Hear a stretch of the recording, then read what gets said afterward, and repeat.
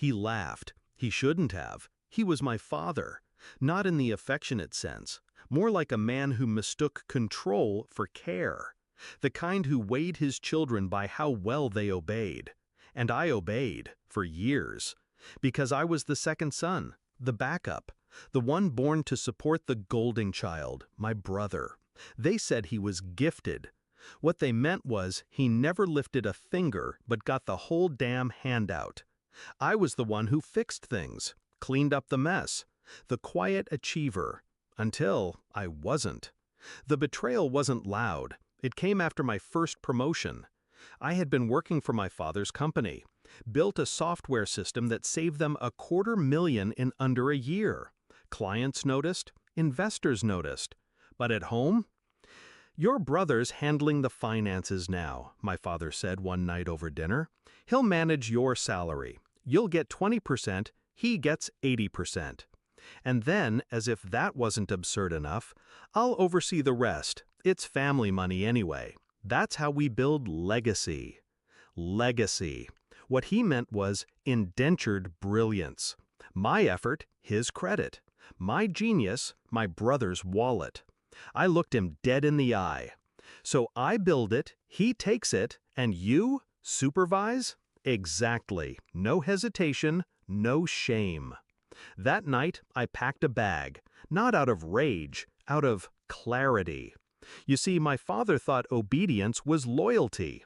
He thought keeping me in the family business meant he owned me.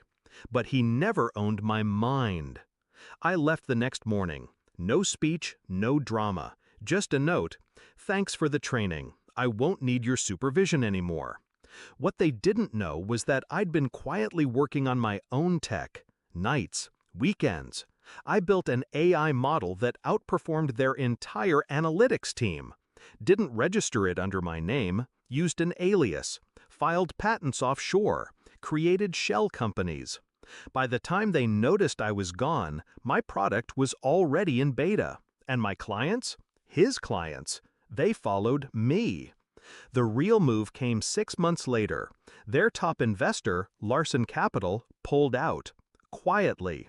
Because I showed them a demo of my software. Faster, smarter, cheaper. They didn't ask questions, just shifted loyalties. Money doesn't care about bloodlines, only value. I launched CipherTech from a co-working space in Berlin. Didn't need a big office, just big ideas. 12 months in, my father's company was hemorrhaging. Clients were leaving, profits were gone, and the board, mostly his old friends, were restless. That's when I made my move. I bought in, through a proxy firm in Singapore, acquired 22% in silence. Then leaked a subtle rumor. An AI firm is looking to restructure outdated tech holdings in Europe. He didn't know it was me until the board meeting, until I walked in, shook the CEO's hand, and sat opposite him. No anger, just presence. His eyes widened. "You?"